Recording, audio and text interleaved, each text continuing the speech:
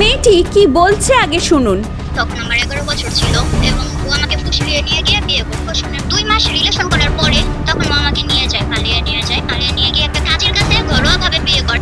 মাত্র 11 বছর বয়সে রিলস ভিডিও বানাতে গিয়ে প্রেম, তারপর 12 বছর বয়সে বিয়ে এবং গর্ভবতী হওয়া, আর 13 বছর বয়সে কোলে 7 মাসের বাচ্চা, মানে বাচ্চার কোলে আবার বাচ্চা। ঘটনাটি ঘটেছে বাংলাদেশে। মোবাইলের কুপ্রভাব যে কতটা ক্ষতিকারক তা এই ঘটনা জলজ্যান্ত প্রমাণ। মেয়েটির মা দেশের বাইরে কাজ করে আর মেয়েটির বাবা গাড়ি চালায়, সুতরাং তার পুরো সময়টাই কাটে বাড়িতে মোবাইলের সঙ্গে।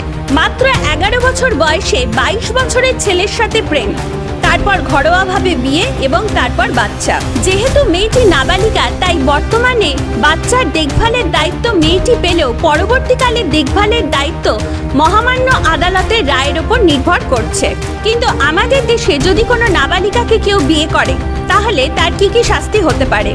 পক্সো অ্যাক্ট অনুযায়ী এবং বিএনএস ধারা অনুযায়ী, এছাড়া prohibition of child marriage act 2006 অনুযায়ী 2 বছর পর্যন্ত সশ্রম কারাদণ্ড এবং 1 লক্ষ টাকা পর্যন্ত জরিমানা হতে পারে।